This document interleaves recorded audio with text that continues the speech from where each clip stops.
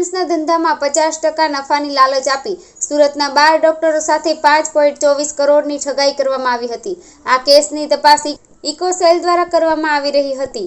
હોસ્પિટલમાં એમ્બ્યુલન્સ ભાડે મૂકવાના નામે કરવામાં આવેલી કરોડો રૂપિયાની ઠગાઈ મામલે મુખ્ય સૂત્રધાર આરોપી ડોક્ટર હાર્દિક પટવાની સુરત ઇકોનોમિક સેલે કરી છે।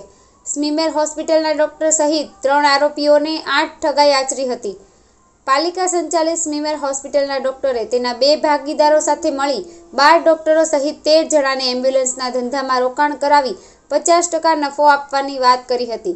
5.24 કરોડની ઠગાઈ કરી ફરાર થયો છે, જેમાં સ્મીમેર હોસ્પિટલમાં બાયોકેમિસ્ટ્રી વિભાગમાં ટ્યુટર તરીકે ફરજ બજાવતા 37 વર્ષીય ડોક્ટર કપિલ અરવિંદ શહાણે ક્રાઇમ બ્રાન્ચમાં ફરિયાદ આપી હતી કે જેના આધારે પોલીસે સ્મીમેર હોસ્પિટલના ડોક્ટર હાર્દિક રમેશ પટવા, તેના ભાગીદાર હેમંત ડાયા પરમાર અને મયુર વાલ્મીકી ગોસ્વામીની સામે ઠગાઈનો ગુનો દાખલ થયો છે। આખરે આ પ્રકરણમાં મુખ્ય સૂત્રધાર ડોક્ટર હાર્દિકની ઇકોસોલે ધરપકડ કરી છે। આ પ્રકરણમાં અગાઉ 2 એમ્બ્યુલન્સ સંચાલક હેમંત પરમાર અને મયુર ગોસ્વામીની ધરપકડ કરી વધુ તપાસ હાથ ધરવામાં આવી હતી। આ લોકો એમ્બ્યુલન્સને કોન્ટ્રાક્ટ પર મૂકવા માટે કુલ 5.24 કરોડ લીધા હતા। ત્યારબાદ હાથ ઊંચા કરી દીધા હતા। બાદમાં તેણે રૂપિયા ધંધામાં નહીં રોકતા તેનો અંગત ઉપયોગ કર્યો હતો।